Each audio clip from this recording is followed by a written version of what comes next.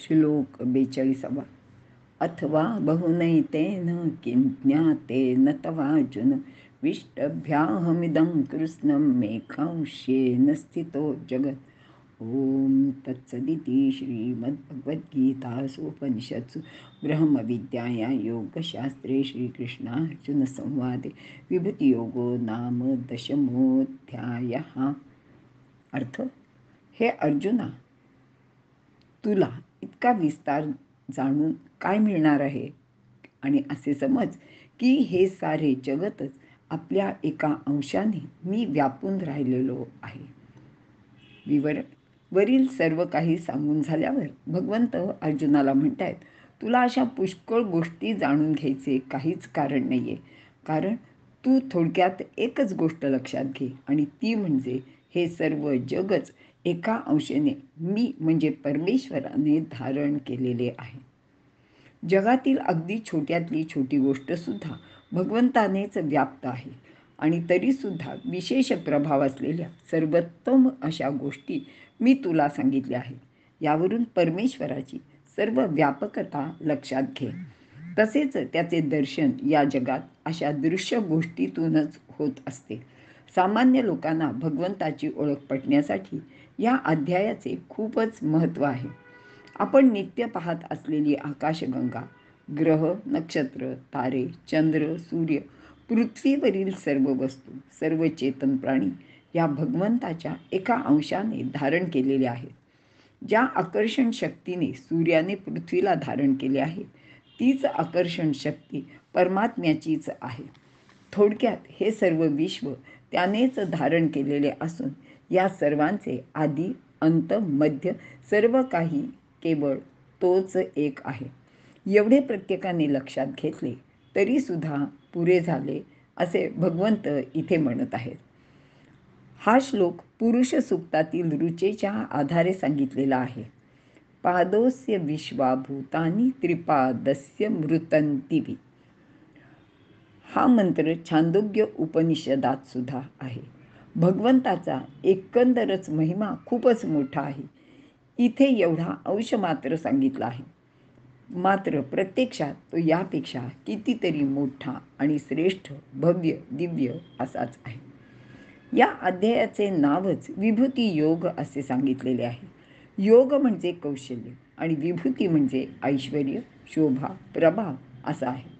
या सर्व गोष्टी प्रगट करण्याचे ईश्वरीय सामर्थ्य म्हणजेच विभूती योग.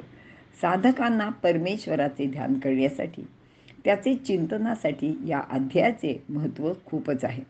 कारण तो सर्व व्यापक असला तरी त्याला पाहण्यासाठी दिव्य दृष्टीची गरज आहे, आणि ती प्राप्त नसल्याने साधकाला त्याचे सामान्य बुद्धीला आकलन होईल आणि चर्मचक्षूंना सुद्धा दिसेल असे हे परमेश्वराचे विविध प्रकारचे रूप इथे प्रगट केले आहे. अशा विविध रूपागुणात भगवंत भावात प्रगट झालेल्या भगवंताचा साक्षात्कार अगदी सर्वांनाच होऊ शकतो किंवा होतो. या ठिकाणी मूर्तीपूजेचे महत्त्व किंवा तत्त्व सुद्धा प्रगट झालेले आहे.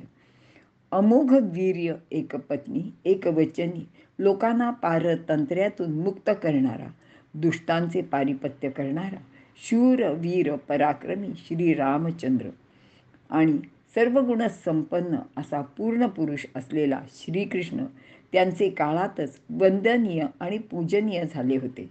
अगदी तेव्हापासूनच त्यांची पूजा सामान्य लोक करायला लागले. याप्रमाणे अनेक बुद्धिमंत, संत, महात्मे लोकांना संकट समय मदत करून संकटमुक्त करणारे अनेक शूरवीर, यामध्ये रणरागिणी भवानी, गणेश, विष्णू, शंकर इत्यादी देवांचा सुद्धा समावेश होत गेला. या सर्व त्या त्या काळात होऊन गेलेल्या वीरविभूती होत्या. याच पद्धतीने ऐतिहासिक व्यक्तींना देवत्व बहाल करून त्यांची सुद्धा पूजा केली जाते. हल्ली जसे बाबासाहेब आंबेडकरांना अनेक लोक त्यांचा देवच मानतात. या व्यतिरिक्त गाय, नाग, वृक्ष, पर्वत, नद्या या सर्वांचीच उपयुक्तता मानवाचे आयुष्यातली लक्षात घेऊन लोक त्यांची सुद्धा पूजा करतात आणि त्यांना देवत्व बहाल करतात. थोडक्यात भगवंताने सर्व जगत व्याप्त आहे. तो प्रत्येकाचा आदी मध्य अंत आहे. तो सर्व भूतांच्या ठिकाणी आत्म्याचे रूपाने राहतो. सुखदुःखादी भाव त्याचे पासूनच निर्माण झाले आहेत. ईशाचा संबंध नाही असा एकही भाव नाही. थोडक्यात 5व्या अध्यायात सांगितल्याप्रमाणे विद्वान ब्राह्मण, गाय, हत्ती, कुत्रा, चांडाळ यामध्ये ब्रह्मभावाची समानता प्रत्येकाने पाहावी. हे सर्व ब्रह्माचीच विभूती आहेत हे सुद्धा लक्षात घ्यावे.